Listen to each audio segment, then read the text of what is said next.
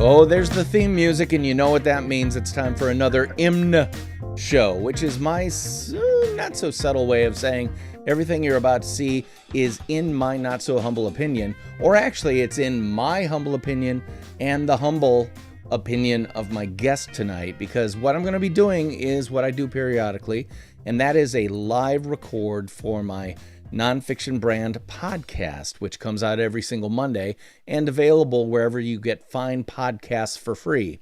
Now, I'm going to introduce my guest tonight to you in just a second, but I wanted to make sure that you knew what was going on before we got going. So I'm DP Knudten, your host of IMNSHOW, but I'm also DP Knudten, the host of the NONFICTION BRAND podcast, which you're going to see a live recording session of right now as we speak. So Stand by as I introduce you to tonight's guest, Clifton Manning. Do you prefer Cliff or Clifton? Cliff is fine. All right. Cliff is fine.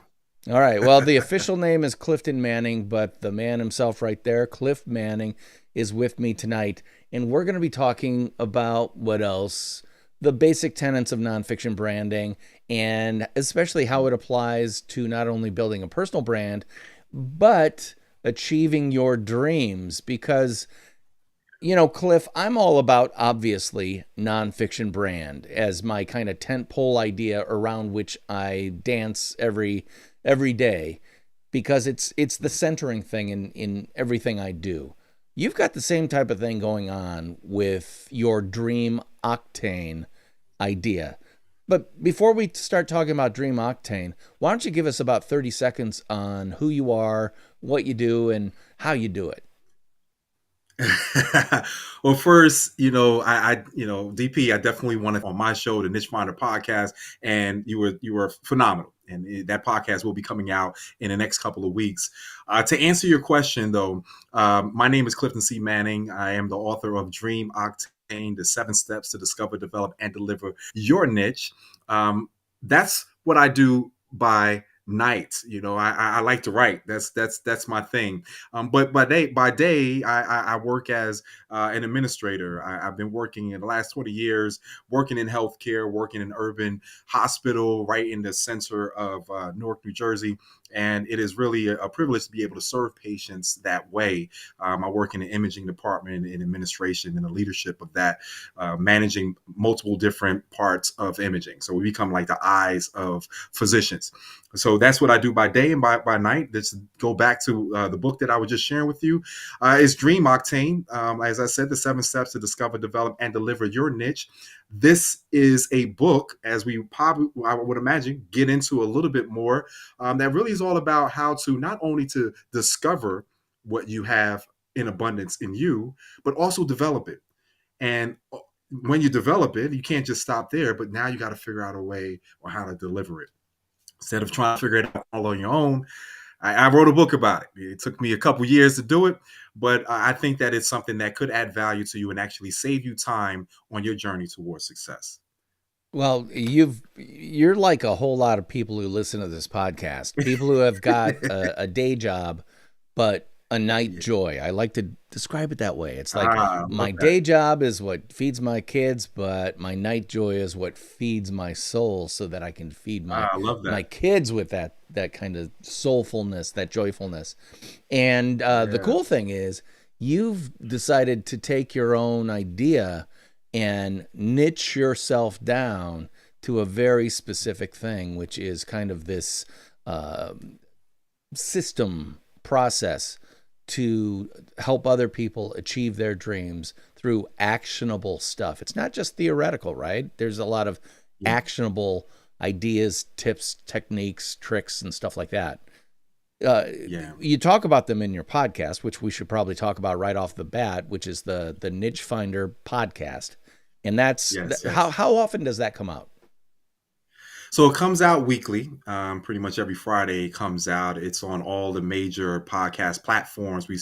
Our main hosting platform is podbean.com.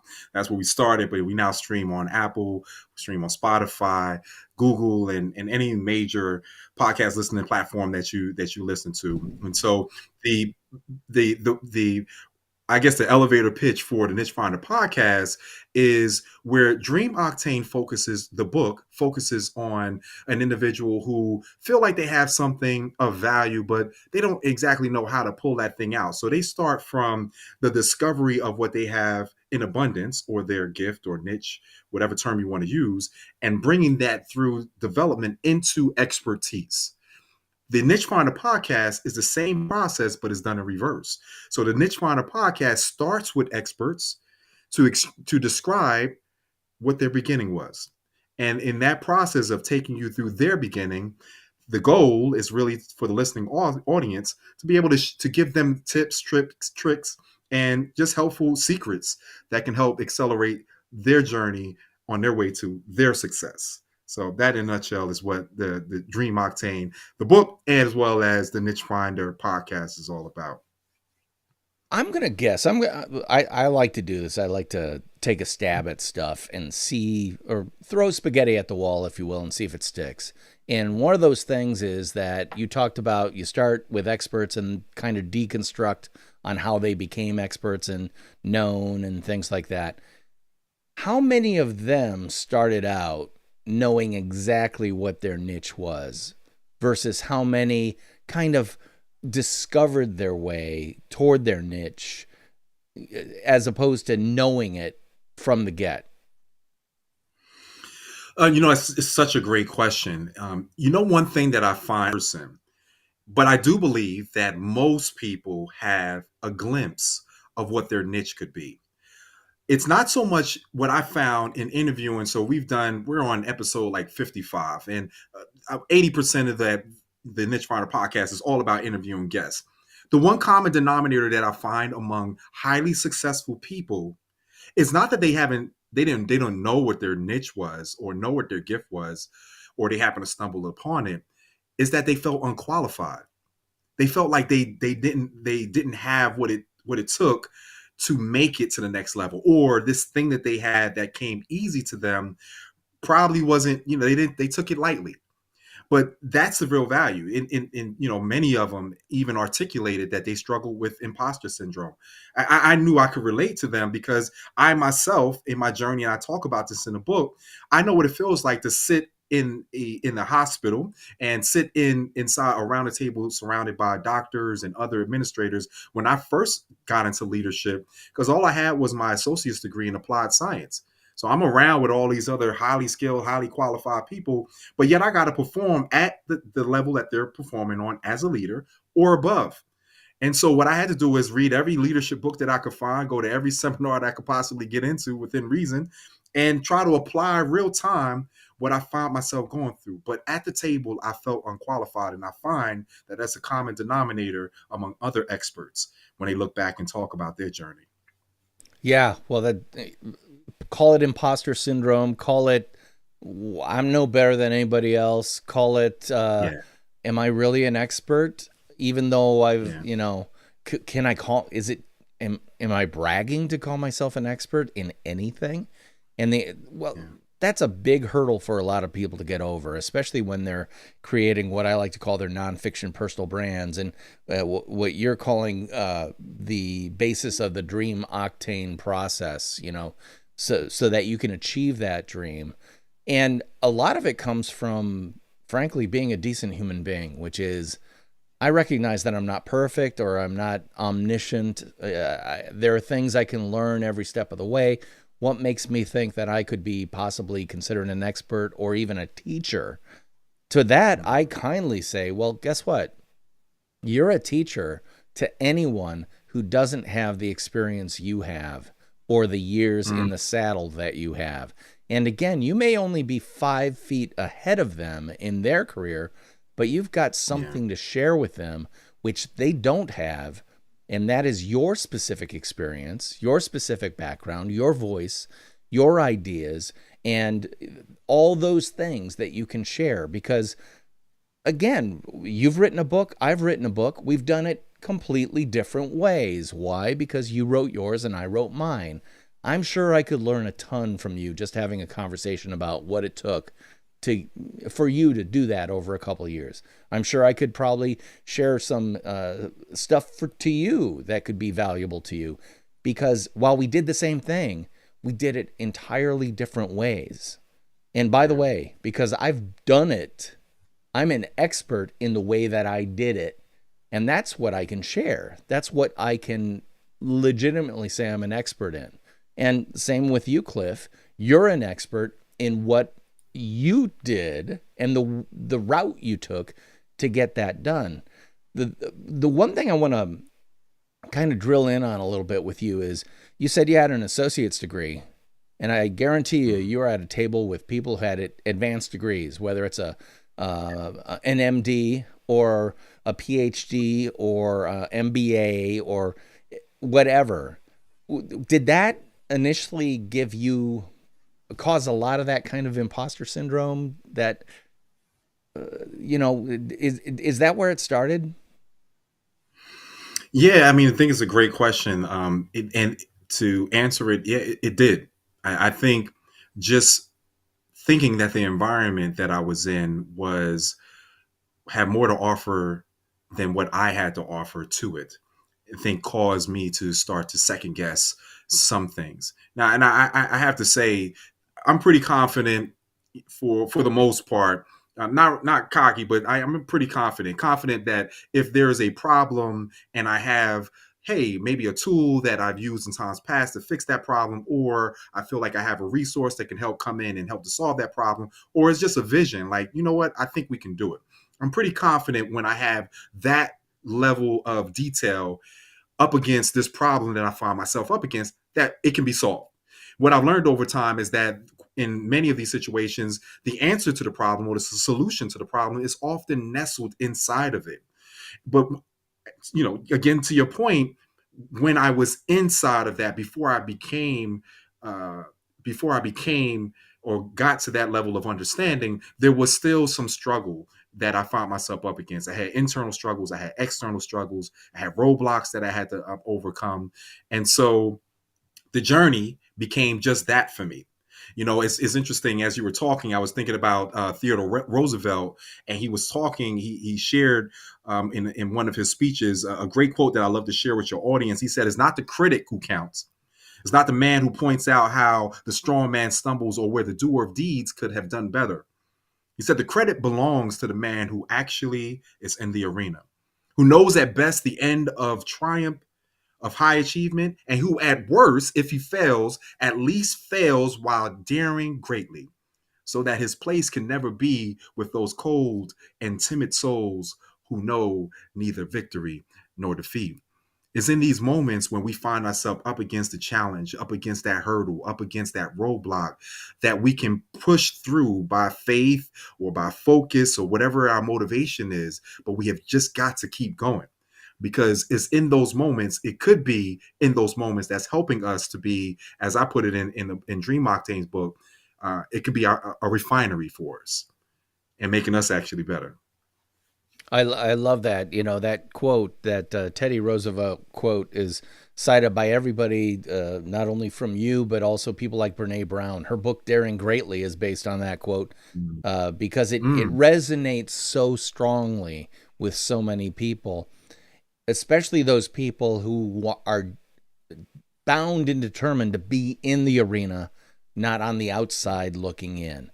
And I know a lot of the listeners of your podcast, a lot of listeners of my podcast, they are dying to be in the arena, and they know they want to be in the arena. They almost need to be in there because of the nature of who they are, what they do, and how they do it. But they're always perhaps a little bit intimidated, as you were, by people who obviously are more expert than you could possibly be at any given thing. And one of bear with me a second as I kind of dive in through the name of your podcast, Niche Finder. It occurred to me, and I'm sure you probably are well aware of this, that by defining your niche very finely, you can say legitimately, I am an expert in this sliver of human endeavor. Yes. And that frees you from having to be an expert in everything else. It's almost like, well, for example, I have to put it in my experience terms because that's the way I look at the world, through my personal experience. I came up Mm, as a advertising copywriter in creative departments in agencies big and small throughout the United States. And I always worked with art directors because copywriters are typically paired with an art director. And mm, that doesn't mean I don't have visual ideas and stuff like that. But when it came to things like typography, color, mm. the use of shape and texture and stuff like that, they were far better than me. And when I was young and stupid, I thought I was good as them at those things. And I rapidly found out by actually working with people who were very, very good at what they do that, oh, they are so much better at what they do than I am. I need to defer to them on those things. And that doesn't mean I just say yes, ma'am, and bow down in front of their ideas, but it meant that, you know what, your taste is a little bit better than me. I was kind of seeing it this way, but I really love how you plussed what I thought was possible. You took the 5 that I gave you and added another 5, and now our idea is a 10. That's because you're an expert in what you do. I'm an expert in what Mm. I do.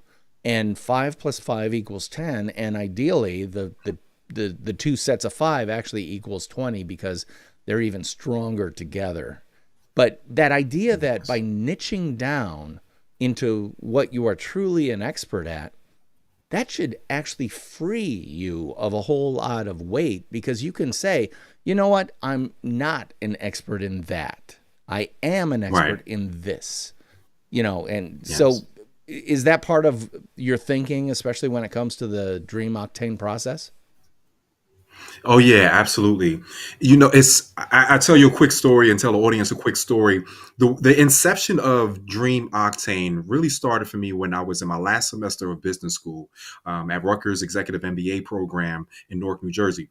I was seated in class, maybe third row back from where my professor Farouk Landana was teaching, and he's a Jedi master when it comes down to teaching.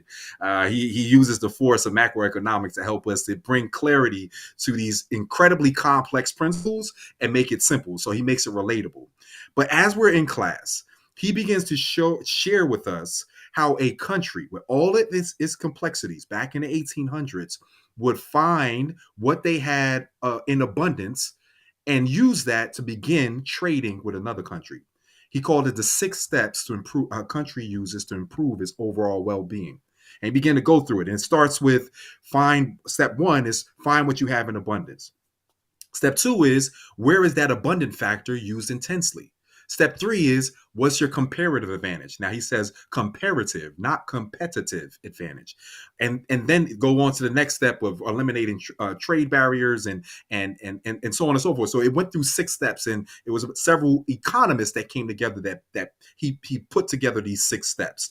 Now, this is back in the 1800s, and this is emerging economies now with all of their complexities being able to find what they have and then find who could use what they have and then trade with them. So they would take what they had in abundance in that other nation or other country, and they said, "Well, I'm scarce in my country with what you have in abundance.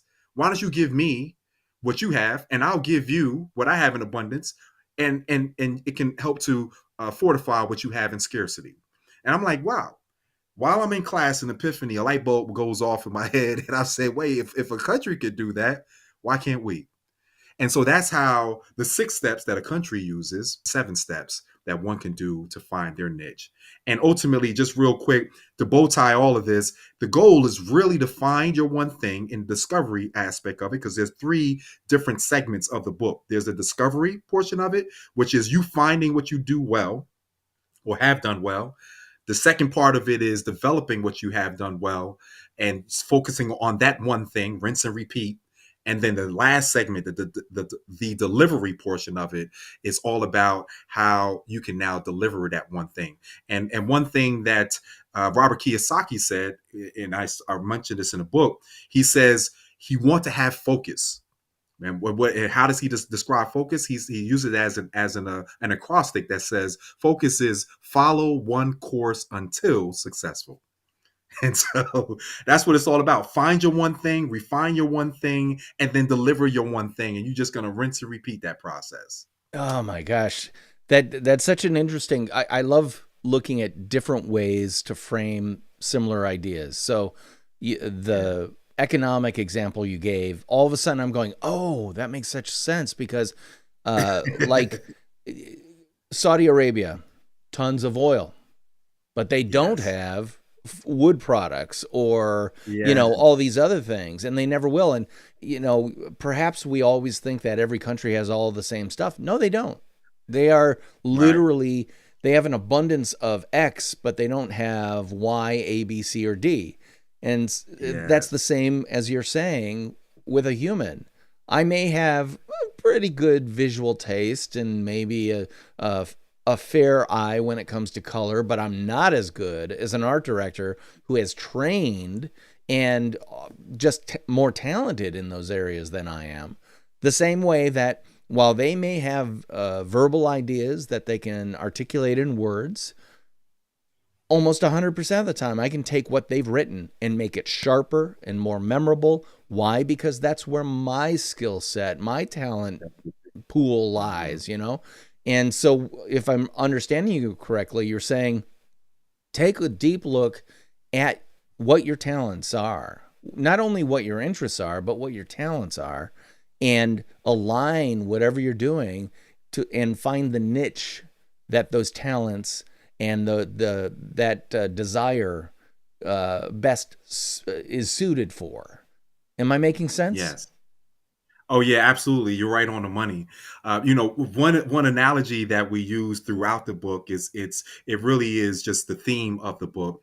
So Dream Octane, it was actually inspired. It was refined within that classroom setting, but it was inspired by when I came across a story by a man named Patilla Higgins. Now, Patilla Higgins is back in 1900s, and so like 1901, around that time, he's living in Spindletop, Texas, and he was a salt miner. And the thing about salt mining is that during the research, I found out that salt miners sometimes stumbled upon oil reserves in the ground because it is the salt deposits that causes over time it causes that the fossil fuel actually to be formed within these salt pockets, right? And so here it is, a salt miner. He's in Spindletop, Texas. He begins to see signs of what he believes to be an area where a reservoir could be. Brought experts in, they're like, you're crazy. Brought somebody else in, they're like, you're sick. What are you saying? This place is barren. It's been barren for years. Eventually, they began drilling there after years. And in January, I believe it was 1901, they actually hit oil. But not only did they hit oil, not only did they strike oil, but it became the highest producing oil reserve of its time. Now, Patilla Higgins started with a barren area where people said that he was crazy when they said it was something of value there. But then eventually it was a geyser there. And quite often that happens to us as individuals. Like we may have this gift, this niche. I mean, for you, it's copywriting. It's like you have this gift with words. And that's something that most people overlook. It's dormant, right? It's just like barren land. But every once in a while, you may find somebody who can, a coach, for example, who can go in and they can ignite that niche, that gift, that calling that you have inside of you. They can help you to refine it and help you to discover it. But then when you discover it, just like finding oil in the ground, you have got to get it. You can't just take the oil out of the ground as crude oil and put it into your engine. It's going to destroy your engine. You have got to refine it. The same thing with your gift. You can have raw talents, you can have raw abilities, but you got to go through the refinery process. You've got to start serving that gift. And as you serve, in step 4 of my book, it is finding what you have that's unique about you, but it's helpful to others. And as you begin to give it to others, you now start to make that one thing a lot better and a lot better until eventually you can get to a step 6 where you can now give it to a wider audience. Yeah. I love that metaphor, man. I tell you, the funny thing is that when I go through my process with other people and developing their nonfiction brand, whether it's a small business or an individual, I'll often refer to it in mining terms. Literally, what we're going to do is we're going to go to an area. We're going to mine that, and we're going to look for grains of gold, little grains of gold, and we're going to aggregate those grains of gold into this lovely nugget. And then we're going to refine that nugget into a piece of presentation jewelry that you will wear every single day with the certain knowledge that it is 100% aligned with who you actually are, what you do, and how you do it, and your true value to other people. And so we're obviously on the same page. But the big thing that both of our metaphors are doing are, you got to do some mining. You got to start digging. And sometimes you got to dig a little bit deeper. And one of the things I really liked what you just said, sometimes you need someone else to come along with you to be able to say, you know what? In my case, yeah, DP, I see on your walls, you got guitars. You must be a musician. And the answer is, no, I love music. But I know where my talents lay, and I have a certain music aptitude, but I'm not good enough to be a professional musician.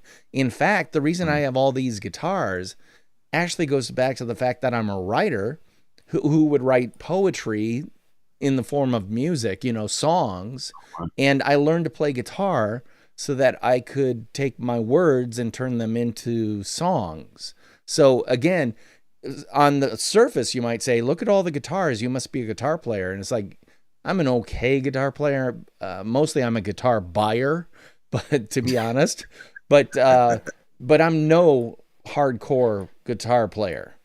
However, the guitars are a tool that allow me to use, or that allow me to actually do the thing that I'm most suited for, which is using the written word to take ideas, turn them into musical thoughts or poetic thoughts, and etc. So for me, it's like, it all goes back to the word.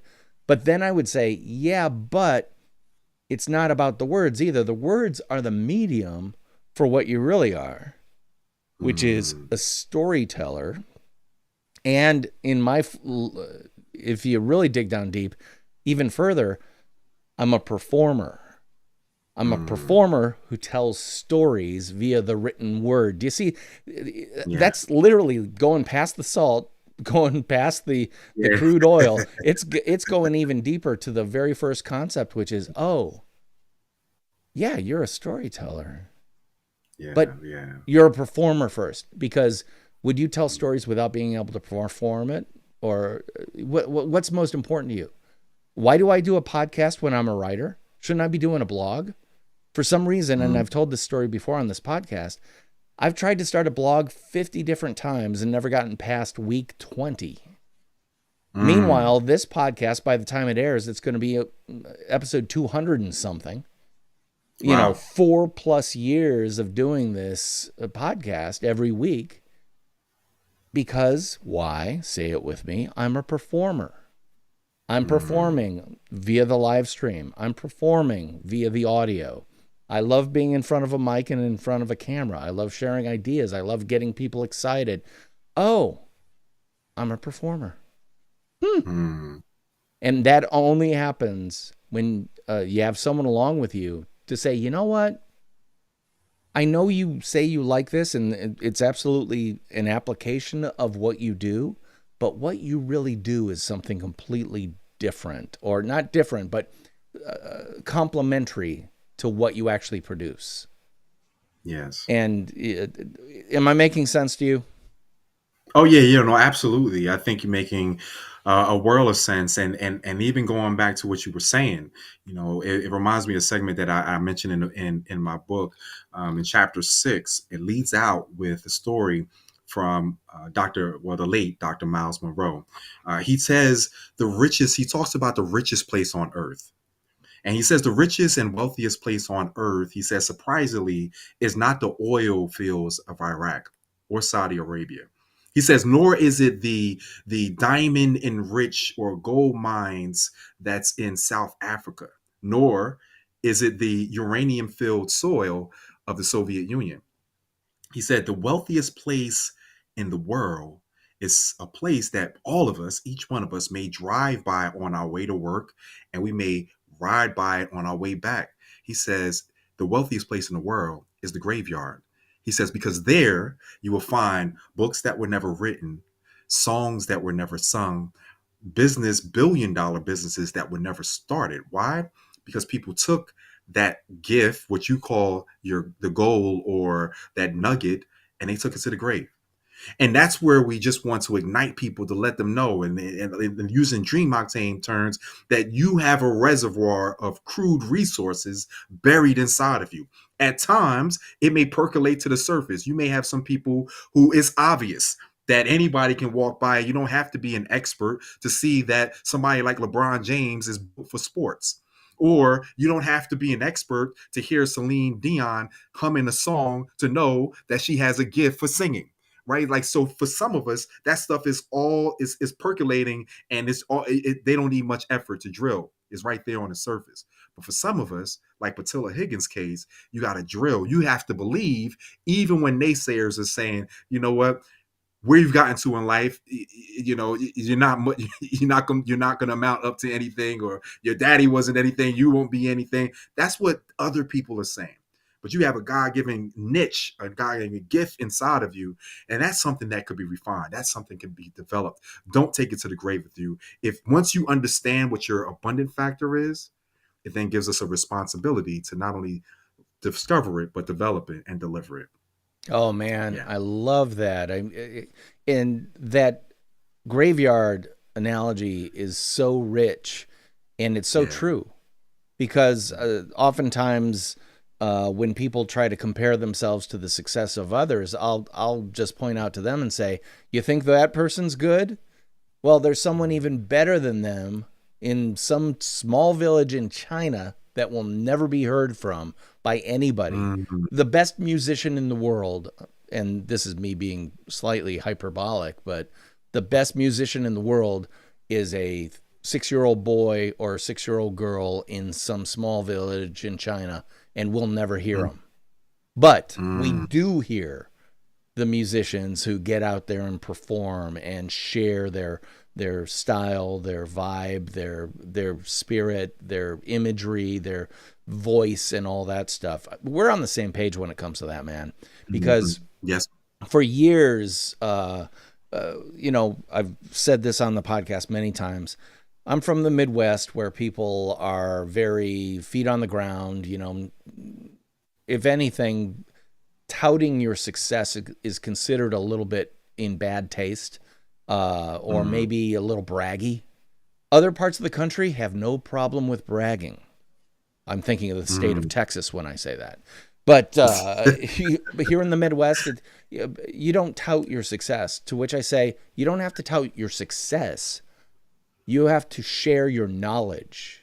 You have to share your voice, your story, your experience. That's not you bragging.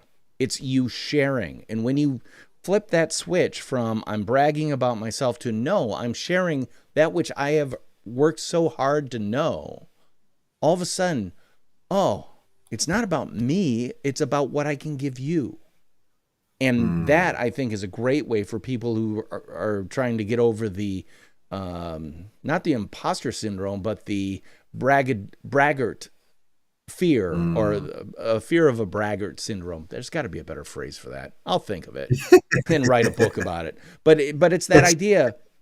I don't want to be a braggart. Well, I don't have to brag if I'm sharing. What am I sharing? My hard-earned expertise, the things I know, the things I love, the things I've learned. And that's what you're talking about too, with finding your niche or your niche. You know, because again, we're talking about that thing in which you are an expert, because you are truly an expert. Can you give me an example of someone, maybe it's someone you've worked with or someone you know, that has actually gone through your system, especially the part where they discover what their niche is? Oh yes.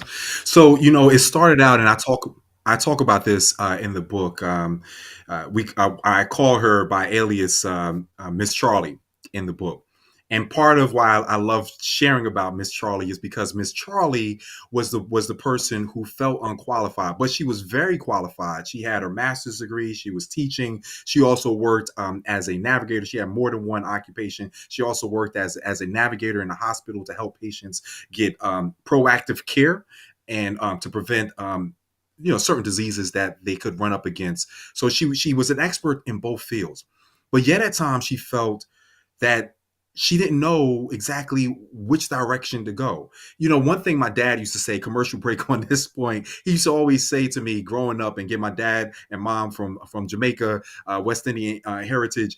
My dad would often share these parables, and he would say, Cliff, and we're like, yes, Dad. He says, knowledge is the key. And I was like, all right, what does that mean? Knowledge is the key, right? So, but what he was saying is that knowledge is a key that opens many doors, which is great. But as a 15-year-old hearing that advice, it was good advice, but it was confusing advice, because I'm like, you have these keys and then you have these many doors. How do you know which key goes to what door? And even when you open the door, how do you know that's meant for you to walk through?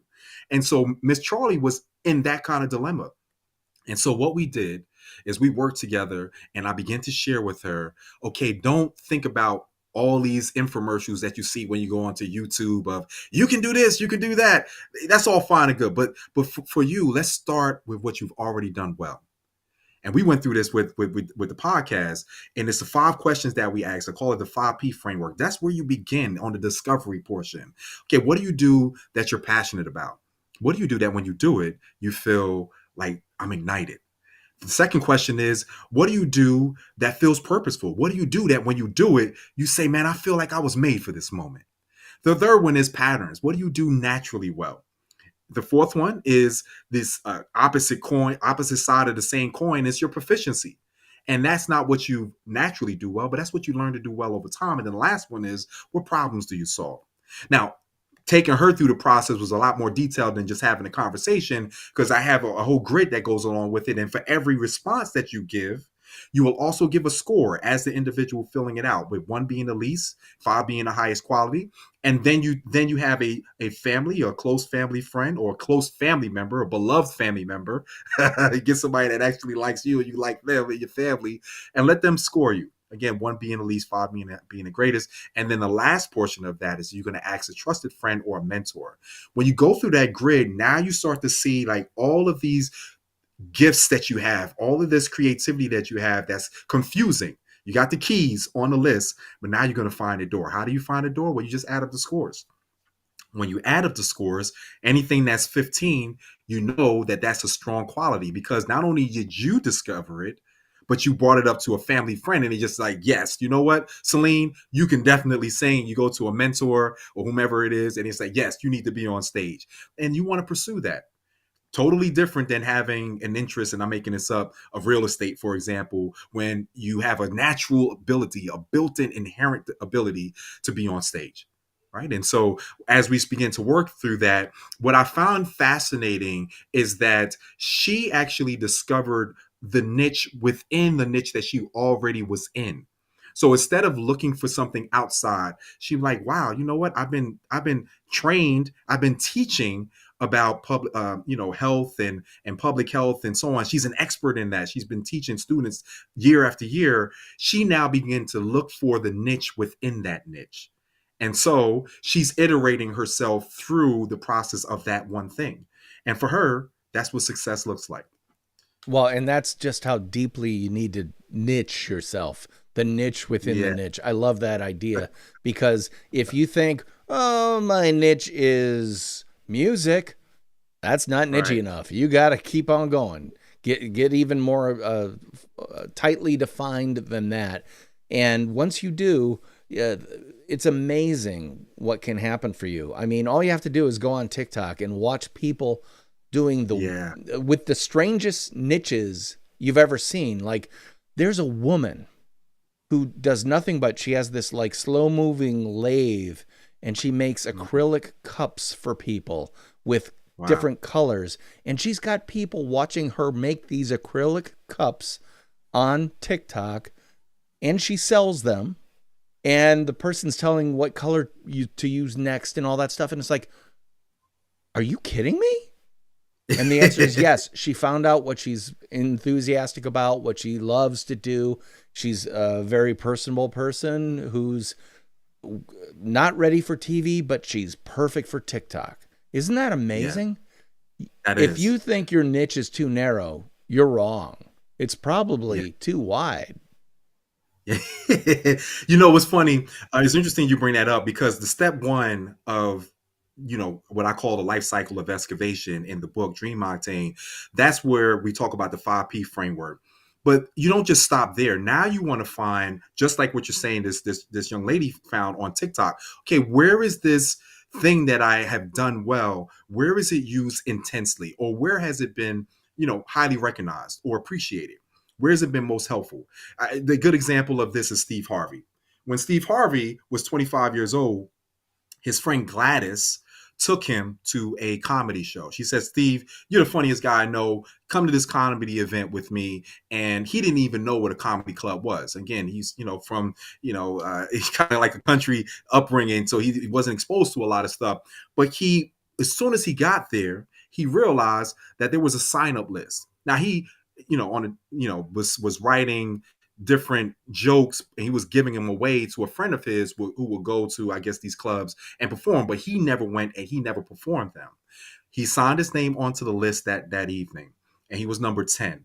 And as he sat there in the audience, realizing that it was a competition, and every comedian that went up, as he's sitting in the audience for the first time in this environment, he now begins to almost scrutinize, not in a bashing way, but just because his niche, he saw it on display, and he's like, wow, you know, if this person would have tweaked that ending, if the punchline would have been much funnier, or if the delivery could have been this. So he critiquing each one, wishing that he was on a stage. So all 10 people went through. Actually, 10, one correction on the story, there was a list of 10 people already on the sheet, and he had to sign up for next week. That's what it was. And so when he listened to all 9 people, they went to call the 10th person, and when they called for the 10th person, nobody answered. And so they called again, and nobody answered. And he says, well, I guess this person chickened out. Let's go to next week's list. And they called Steve Harvey to the stage. And as soon as they did, it was like instantly, boom. It was like, here you are. His niche met its moment. And as he's on stage, he's now delivering his comedy. People are laughing, and he won. He won the $50. And the very next day, maybe this probably wasn't the best idea. He regretted it as he was homeless 3 years after that. But he walked away from his job. He says, "Look, he said, I was born tonight." That's what he told his friend Gladys. And many times when our niche meet that moment, that's exactly how we feel. Steve Harvey is such a great example of someone who found his niche. I'm a big fan of his, and I've seen him. He had a talk show on broadcast TV that got canceled, but he always did an after or between breaks or whatever with the audience, and he would talk about it. And I remember him telling the story about him the first time he went to the Apollo Theater in Harlem, and I think, maybe I'm going to get some of the names wrong, but Jamie Foxx was there. Chris Rock was there, or people of that caliber. And Sinbad was the host of it, I think. The great comedian. Dwayne The Rock Johnson was there too. Yeah. Just huge. And he said everybody was bombing because the Apollo audience is the world's toughest audience. But he had lived in his car, and he had dedicated his life to this. And he said, well, I'm going to do it.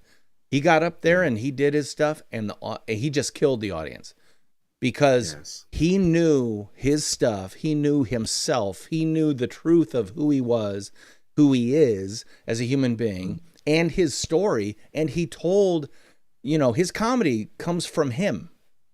His comedy is, he talks about his family and his son and his wife and all that stuff. He doesn't talk about stuff he's not expert in. He talks about the stuff that he's totally expert in because he's experienced it. And, I think Steve Harvey's an excellent example for anybody who wants to know how to be truly authentically you and perform at the very highest level. I mean, the guy's very, very impressive. I got to tell you, Cliff, I really love talking with you because obviously we share a lot of the same points of view when it comes to the importance of identifying the completely, what I like to call the completely true, completely you personal brand you already are. Because that's the thing. I'm not talking about making something fictitious. I'm talking about packaging what you truly are in a way that people can understand it, can recognize it, prefer it, engage it with it, and ideally buy it. So is it a bit like packaging yourself like a packaged good, like cereal? Yeah, it is. Because let me tell you, I don't look for the words Captain Crunch if I want to go get Captain Crunch in the store. I look for that blue-hatted ship captain, grab the package and go. Because I know what the brand represents. And let me tell you, obviously, Clifton Manning, you got a lot to share. And one of the things I want to point out is that you do have a podcast of your own. And if you want to learn more about that, all you've got to do is head on over to wherever you get your fine podcasts for free and look up the Niche Finder podcast. This is me preferring niche. I don't know why that is. Oh yeah, I do remember. I'm a word guy. That's why. But anyway, get the Niche Finder podcast wherever you get fine podcasts for free. And evidently it comes out every Monday?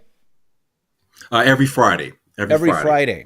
All right. So a new episode. We're recording this on a Thursday. So I'm going to listen for a new episode tomorrow. And I hope you will too. If people wanted to contact you or engage with you on social media, how can they do that? Is there someplace they can go to learn more about you or maybe get a taste of what Dream Octane is all about? Yeah, absolutely. They can go on to dreamoctane.org. That's dreamoctane.org. I have a sample of the book there.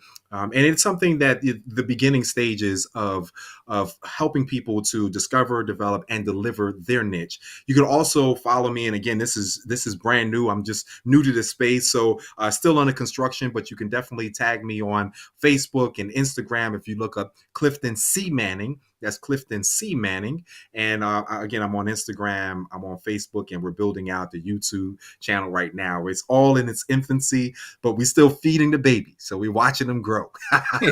Well, and that's the whole thing. I mean, I want to underline a couple things. The Teddy Roosevelt quote, get in the arena. You want to be in the arena. If you're listening to this podcast, get in the arena. Yeah, you might have to suffer some slings and arrows of outrageous fortune, to quote a different bard, but that's what you have to do. The beauty of it is, if you use the system that Cliff is talking about, it's all based on who you actually are, the truth of who you are, your strengths, your strongest strengths, not just your strengths, but your absolutely strongest strengths, the best things you have to offer. So definitely check that out. The Niche Finder podcast, wherever fine podcasts are absolutely free of charge. And check out dreamoctane.org, and you can get, I see here, a free PDF excerpt of Dream Octane emailed to you. So definitely head over to dreamoctane.org and sign up and get that form filled out and get that excerpt from the book. Cliff, I just want to say thank you again for being on the Nonfiction Brand podcast. Listeners, thank you even more. I would love for you to like, subscribe, refer. Let me say that again. Listeners, I would love for you to like, subscribe, refer this podcast to others, but most of all, could you do me a solid and give it a rating wherever you get your podcasts? Because that really does help other people find it. The other thing is, my book, the Dead Tree version of Nonfiction Brand, the podcast, is available at the house of Jeff Bezos, or I should say the warehouse of Jeff Bezos, Amazon.com. Just look up Nonfiction Brand and Knudten, spelled as you see it on the screen there, or if you're listening, K-N-U-D as in David, T as in Tom, E as in Edward, N as in nothing. You can get the Nonfiction Brand book there anytime you like. It's primable. Also, believe it or not, I just set up a Patreon. That's right. If you go to patreon.com/nonfictionbrand, you can support the podcast for as low as $1 a month. Wow. Think about that. Anyway, that's it for me this week. I'm DP Knudten, your host, and he is... And I'm Clifton Manning, author of Dream Octane, 7 Steps to Discover, Develop, and Deliver Your Value. Just one quick mantra that I want to just leave the audience with, that once you find your niche, you can believe it to be true, that we believe that if innovative change is an engine, your unique dream and ability could be its fuel. We look forward to hearing from you. Visit us on dreamoctane.org. Well, there you go. Dream fuel. Love it. I'll talk to you guys next week. Bye-bye. Okay, so live stream viewers, I'm going to wrap this up again, and I want to thank you for watching, and I hope you will listen to this when it comes out, probably in about a month and a half to 2 months from now. Again, my guest, Clifton Manning. I'm DP Knudten, and I'll be IMNSHOWing at you again very soon. By the way, when you hear this music, that means I'm going to share my not so humble opinion with you.